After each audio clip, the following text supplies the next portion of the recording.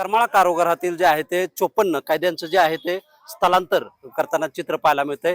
कोल्हापूर येथील कळंबा या कारागृहामध्ये जे आहे ते या कैद्यांचं स्थलांतर करण्यात येत आहे।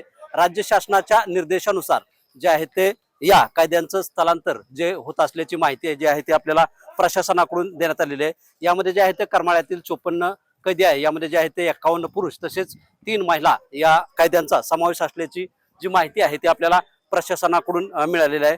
कारागृहातील गर्दीचे नियोजन आणि कायद्यांच्या सुरक्षिततेसाठी प्रशासनाने जे आहे राज्य स्तरावरून मिळालेल्या निर्देशानुसार ही जी आहे ते कारवाई करण्यात येत असून यामध्ये जे आहे ते या कारवाईसाठी जे आहे ते जवळपास 30 पोलीस कर्मचारी व 3 पोलीस अधिकाऱ्यांची नेमणूक केल्याची माहिती जी आहे ते प्रशासनाकडून आपल्याला मिळालेली।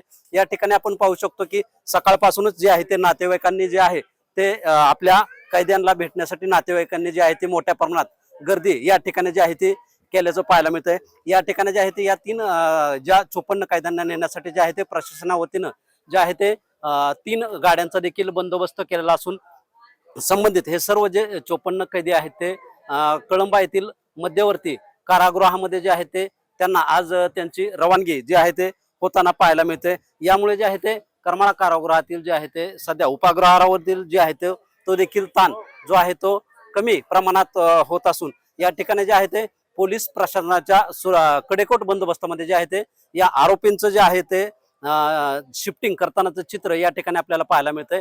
आज संध्याकाळपर्यंत जे आहे ते हे संपूर्ण कैदी जे आहेत ते कोल्हापूर येथील कारागृहामध्ये जे आहे ते त्यांचं शिफ्टिंग होईल अशा पद्धतीने जे आहे ते करमाळा पोलिसांच्या प्रशासनावरील जो हा ताण जो आहे तो सध्या कमी होणार असल्याचं चित्र देखील या ठिकाणी आपल्याला पाहायला मिळतंय।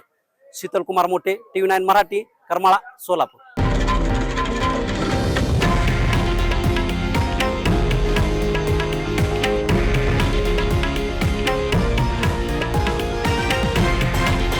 हे आहे देशातील नंबर 1 न्यूज नेटवर्क आणि आपण पाहत आहात TV9 मराठी, एकमेव।